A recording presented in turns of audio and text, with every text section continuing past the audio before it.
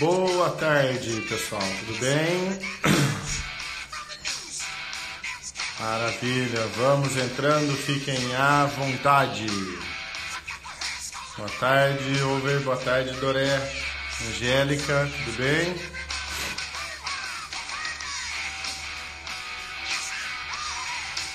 Vamos ficando à vontade, vamos dando aquele minutinho tradicional para o Instagram avisar os seguidores. E em breve já iniciamos essa nossa live com o tema dor neuropática. Muito bem. Tudo bem.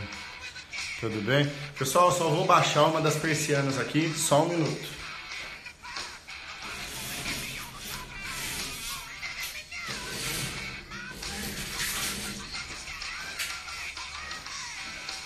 Agora sim, porque meu estúdio, né, muito bem elaborado. Vocês não sabem, esse meu estúdio aqui com esse fundo maravilhoso, isso é a minha casa, isso é a sacada da minha casa. Aqui tem a rua, ó. A persiana é essa aqui que eu fechei, ó.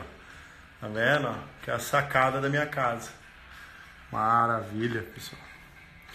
Tudo bem, Aline? Tudo bem, Marcos? Como vai, Salvador?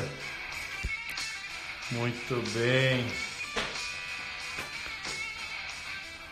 Doré, essa aqui é a saturação com uma mão só, é? Cansou de usar o símbolo da PNS? Maravilha. Muito bem. A Aline, que entrou aqui agora, é a responsável pelo tema desta live. Aline, muito obrigado pela indicação, tá? Eu coloquei semana passada uma daquelas caixinhas de pergunta, né, nos stories, e a Aline pediu para que eu falasse para ela na resposta lá sobre a dor neuropática após um estiramento neural, né, uma compressão neural. E aí eu falei, isso dava uma live, hein? E aí aqui estamos. Obrigado, viu, Aline? Ô Marcos, tá indo pro paraíso? Tá ficando pronto lá já? A hora que tiver certo lá, você avisa que a gente vai, hein? Muito bem. Pessoal, vocês me desculpem pela minha voz. Já foram 2 dias de live seguidas, né, no Instagram do Instituto Salgado, sobre como a PNS pode transformar o seu atendimento nos pacientes com dores crônicas. E fora as coisas de aula na residência, fora algumas outras coisas, a voz essa semana tá um pouquinho ruim. Mas nada que não dê pra gente fazer a nossa live tradicional de sexta-feira. Nossa live no finalzinho do horário do almoço. Como sempre, eu prometo não tomar tanto tempo de vocês, para que vocês voltem aos seus afazeres. Então, mais uma vez, obrigado por estarem aqui, para que a gente possa falar desse tema que é bem bacana, que é a dor neuropática, tá? A dor neuropática em si, pessoal, vamos lá. A dor neuropática em si, ela na realidade ela não é um diagnóstico, né? Dor neuropática não é diagnóstico, ele é um quadro clínico. O paciente tem um quadro clínico de dor neuropática. A definição de dor neuropática pela IASP, né, que é a Associação Internacional para o Estudo da Dor, é o seguinte: é uma dor causada por uma lesão ou doença do sistema nervoso somatosensorial. Então, dor causada por uma lesão ou doença do sistema nervoso somatosensorial. O que a gente tem nessa característica? Então, primeiro, qual que é a diferença de lesão e doença? Lesão é quando a gente faz uma investigação diagnóstica, tá, que revela o acometimento do sistema somatosensorial. Então, essa lesão ela pode ser um trauma, ela pode ser uma compressão, tá? Então, quando a gente fala, por exemplo, o paciente ele tem uma síndrome do túnel do carpo. O paciente tem um neuroma de Morton. O que é isso? Elas são compressões. Se você fizer exame, você consegue identificar. Então, a origem, né, a causa, ela é o trauma, ela é uma compressão, ela é um estiramento, né, como a Aline pediu para comentar dentro da live. dentro da pergunta, né, que eu transformei em live. Então essa é a questão da lesão. E o que é uma doença? É quando eu tenho uma disfunção, né, eu tenho essa característica de problema no sistema somatosensorial com uma origem conhecida, sendo uma doença, como por exemplo uma neuropatia diabética. A origem é o diabetes. Tá? O paciente que tem, por exemplo, um AVC. O AVC ele vai gerar características de uma neuropatia. Por quê? Porque ele está interferindo sobre a função do sistema somatosensorial. Esse sistema somatosensorial ele vai desde os nervos periféricos, tá? Os nervos espinais, né? Os nervos espinais e os nervos cranianos, ok? Como, por exemplo, uma neuralgia do trigêmeo, tá? Ela pode ser viral, ela pode ser por compressão, ela pode ser por trauma, tá? Então, essa neuropatia significa, então, um problema dessa função do sistema somatosensorial nos nervos periféricos, mas também o sistema somatosensorial ele passa por esses axônios que vão passar no tronco encefálico, nas áreas cerebrais até o córtex somatosensorial. Então, quando eu tiver alterações sobre, né, seja de lesão ou seja de uma doença que interfira sobre este conjunto todo do sistema somatosensorial, o que vai caracterizar a dor do paciente, ela vai ser chamada de dor neuropática. Tudo bem? Então, o paciente que tem um AVC, que ele vai acabar tendo uma alteração do córtex somatosensorial e que com isso ele vai ter um erro na percepção e pode ter dor, então essa dor do paciente é chamada de dor neuropática, é um quadro clínico. Se o paciente tem um neuroma de Morton, tá? Quando ele tem a compressão lá entre o quarto e o quinto, né? Entre o segundo, terceiro, quarto e quinto artérios, a compressão é a causa, então a lesão é aquela compressão. A dor que ele sente, né, o formigamento que ele sente lá nos dedos, a dor ela é considerada como uma dor neuropática. Tudo bem? Então, o que a gente tem de principais características das alterações desse sistema somatosensorial que são características da dor neuropática? Então, primeiro, é uma sensibilização periférica, tá? Que então ela está acontecendo por uma alteração da excitabilidade do nociceptor.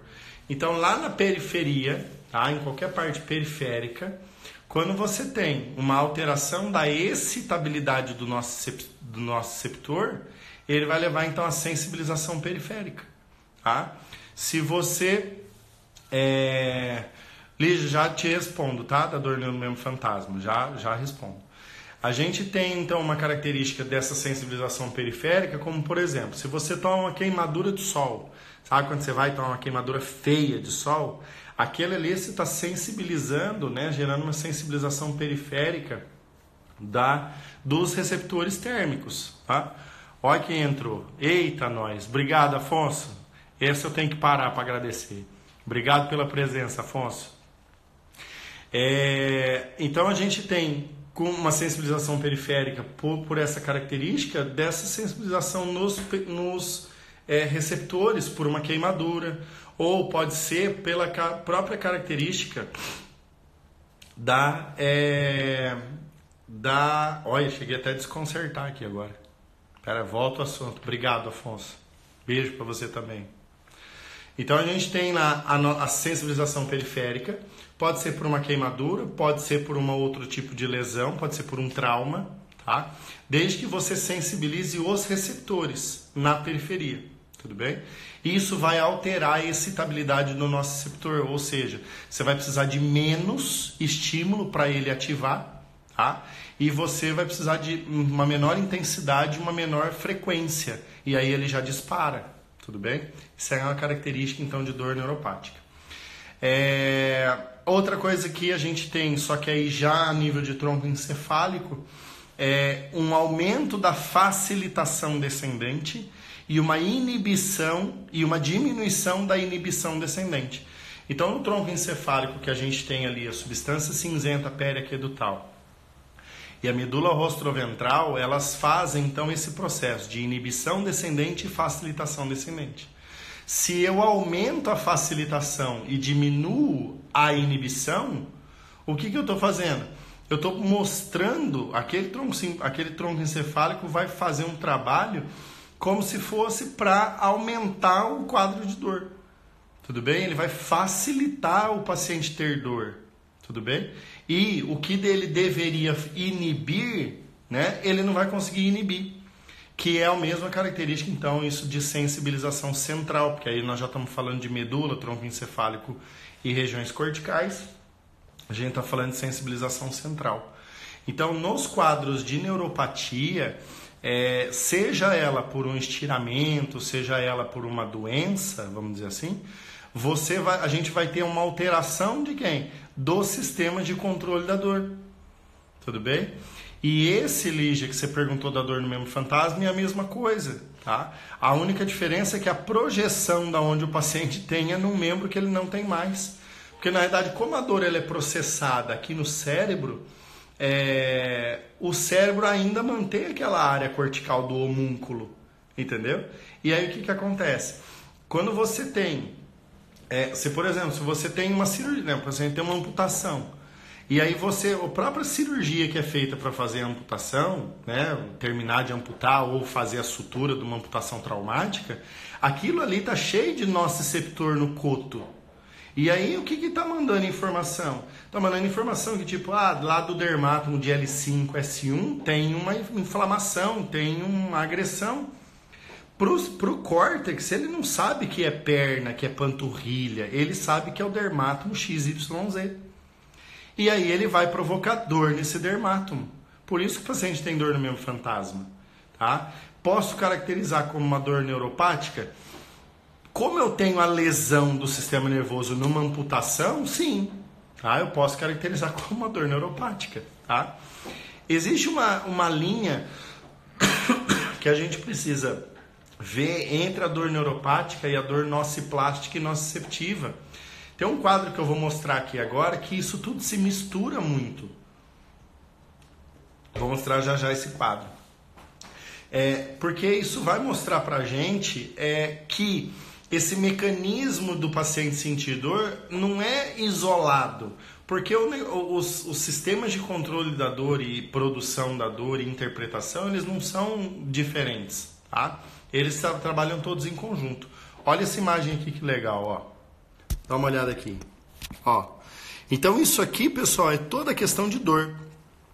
Então a dor ela tem componente nociceptivo, nociplástico, neuropático. O comportamento motor e o comportamento psicossocial tá tudo junto, tudo bem? Então isso daqui é uma grande característica de um estudo que saiu agora em 2018, ó, um estudo da Catherine Sluka, tá, que trabalha muito com terapia manual, tá, mobilização articular, manipulação, e outros autores, então foi em 2018 na Physical Therapy, tá? Então esse estudo é uma abordagem baseada nos mecanismos para o tratamento, né, a abordagem fisioterapêutica da dor. Então, essa característica que é uma das coisas que a Sluka trabalha muito, o meu orientador do mestrado, Daniel, e eu aprendi a pensar muito assim com eles, é justamente nessa questão do mecanismo. Porque nós temos que atuar, pessoal, não no problema, nós temos que atuar no mecanismo. Isso é trabalhar na origem do problema, né? No como o corpo está trabalhando isso, e não só pegar um produto final, tudo bem? Então, a gente tem, né? Vou mostrar ainda outra imagem aqui que também é interessante, ó, quando a gente fala de dor neuropática. Olha aqui, ó. A dor neuropática, então, é devido a uma lesão ou doença do sistema somatosensorial. E aí os exemplos, né? Uma neuropatia diabética, síndrome do túnel do carpo, síndrome dolorosa regional complexa, tá? Que é a antiga chamada distrofia simpático-reflexa, tá? Isso tudo é a característica de dor neuropática. Por quê? Porque qualquer que seja a parte do sistema somatosensorial que não esteja funcionando, tem o componente neuropático, que vai fazer muita ligação com o nociceptivo, mas também com o nociplástico, tudo bem? Então, isso é uma característica que a gente vê que ela acontece, essa mistura entre tudo, então eu não caracterizo sobre uma coisa só. Então, Aline, quando você me perguntou sobre a dor neuropática pelo estiramento, eu tenho todas essas características, tudo bem? Quando a gente olha, né, a questão da terapêutica, então esse estudo ele também traz a questão da terapêutica. Ó. Dá uma olhada aqui. Ele pega, então, para dor nociceptiva, o que é feito? Tanto tratamento físico, né, quanto farmacológico. Se eu pegar dor neuropática, as evidências mostram que o quê? Que o exercício é bom para dor neuropática, tá?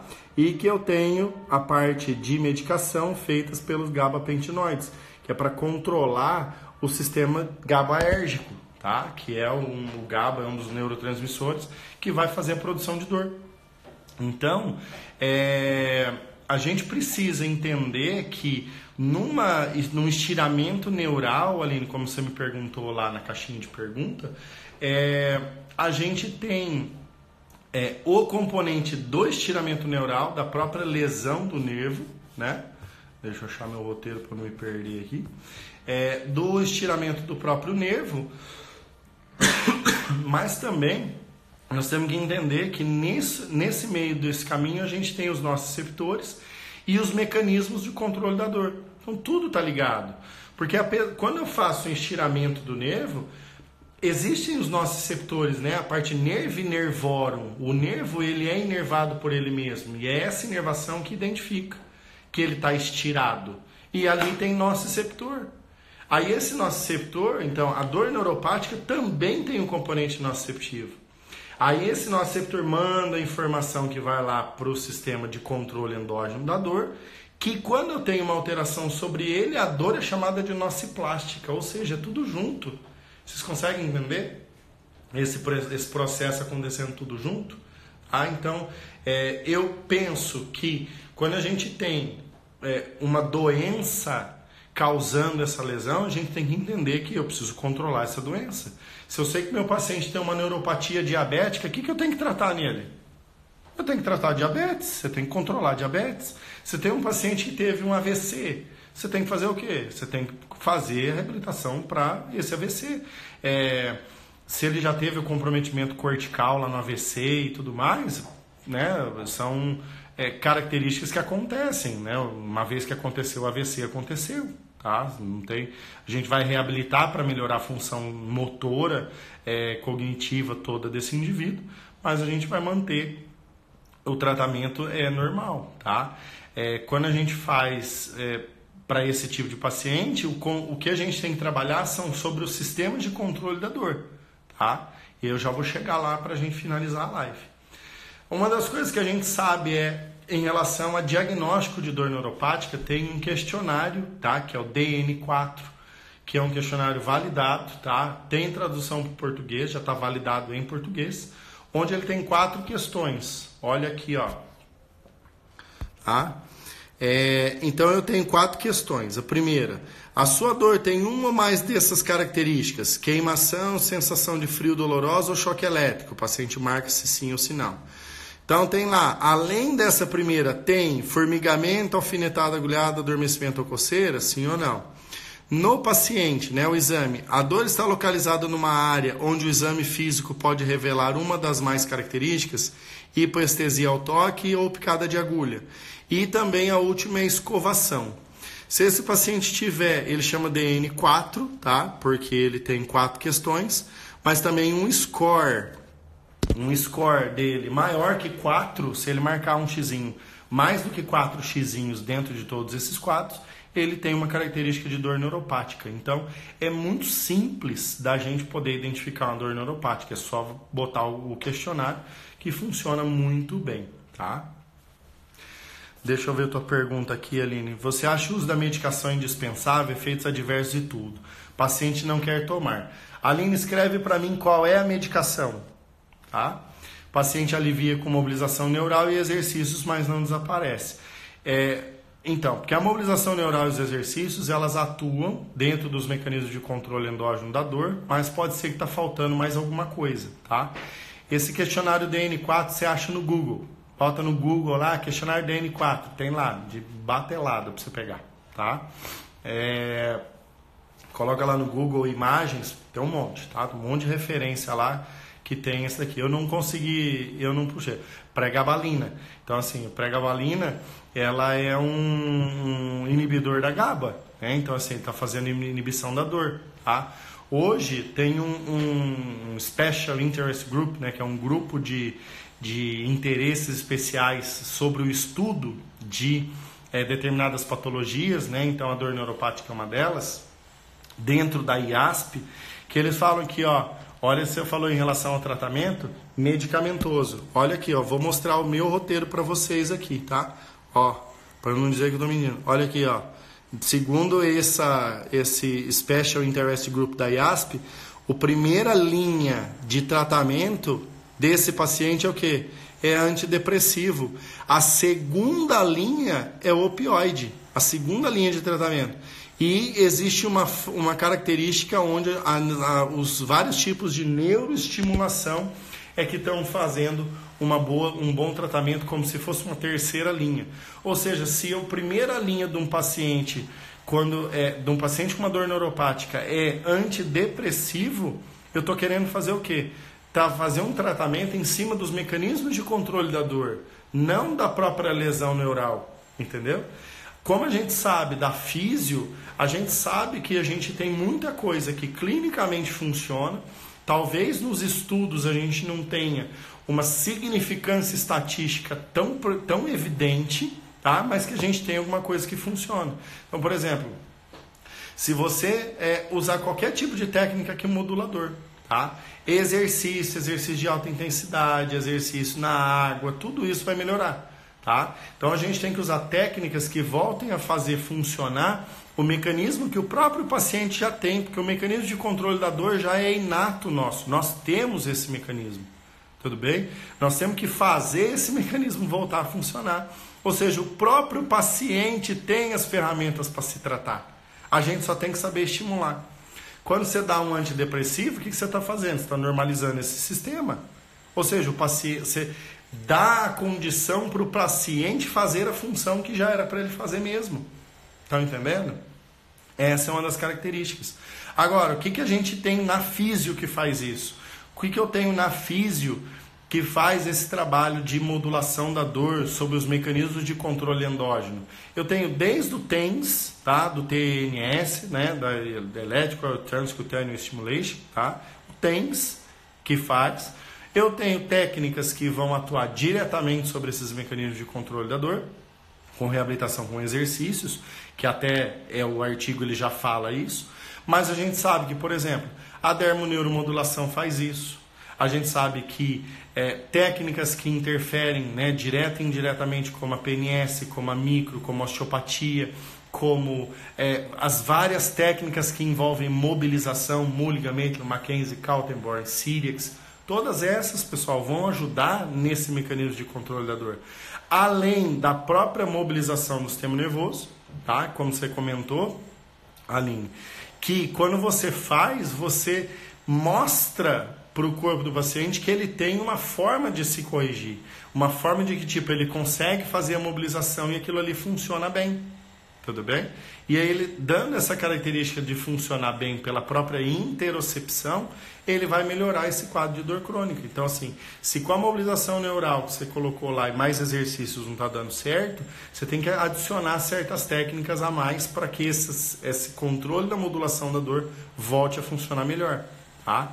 Então, assim, a dermoneuro faz isso, fazer mais movimentos, tá? Tudo que leva a movimento ativo, que faz o indivíduo fazer esse trabalho ativo, melhora a interocepção, ou seja, os próprios mecanismos neurais dentro dele vão começando a entender.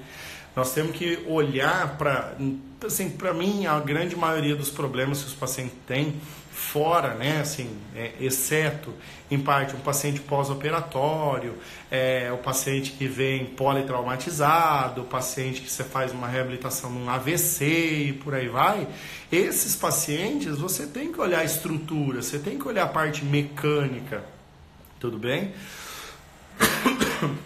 O que a gente tem? Eu tenho que só fazer no meu paciente que esse mecanismo que ele já tem, o tratamento é do próprio paciente. O próprio paciente tem um mecanismo de controlar a dor, tá?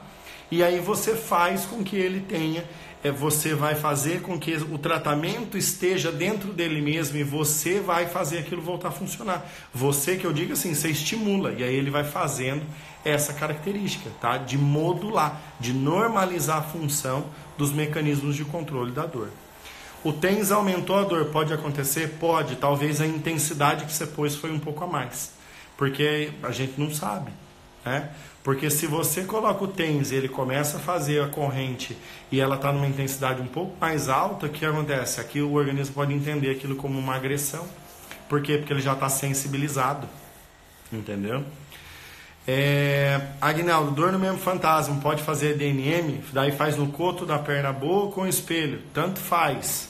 As duas coisas podem funcionar, Agnaldo, tá? Faz no coto, faz a terapia por espelho, faz no trajeto do dermátomo. Então você tem um paciente amputado do joelho para baixo.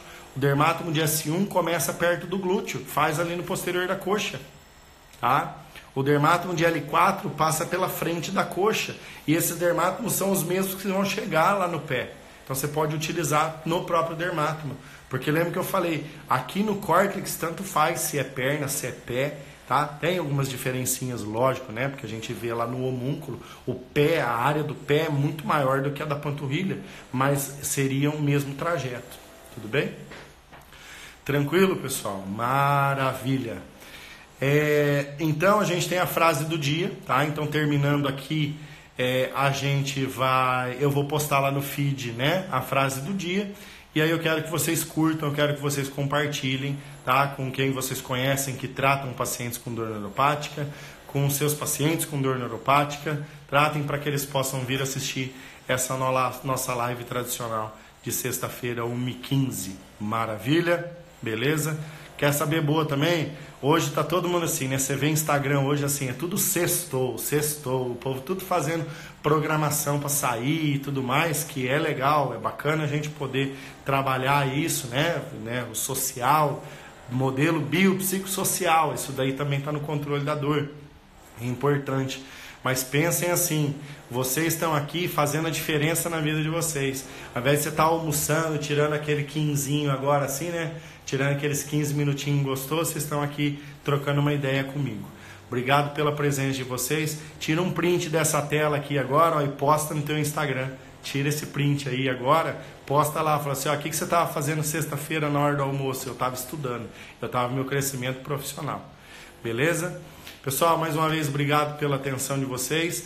Quem não está acompanhando ainda, hoje, 9h12 da noite, lá no Instagram do Instituto Salgado, como a PNS pode transformar o seu atendimento nos pacientes com dores crônicas. Terceiro dia de uma série de 14. Espero ver vocês hoje à noite lá, 9h12, no Instagram do Instituto Salgado. Beleza? Afonso, mais uma vez, obrigado por ter aqui na live. Todos vocês que estão aqui também. Eu coloco o Afonso em especial, porque ele é o cara que fez eu chegar onde eu tô. Eu tenho meu esforço por trás disso, mas várias oportunidades foi ele que me deu. Obrigadão, Afonso, por tudo. Tá bom assim, Vera? Ó. Maravilha. Beleza? Tira a print da tela, pessoal. Boa tarde para vocês. Espero que vocês tenham gostado. Aline, obrigado pela indicação do tema, tá? E essa semana que vem eu vou postar a caixinha de novo, hein? Bota lá a sugestão de tema também para a live. Beleza? Obrigado, pessoal. Boa sexta-feira, bom final de semana. Fiquem com Deus. E até hoje à noite, 9h12 no Instagram do Instituto Salgado. E sexta-feira que vem aqui no na nossa próxima live. Grande abraço a todos, pessoal. Lembrando, vai ficar por 24 horas, hein? Essa fica 24 horas. Grande abraço.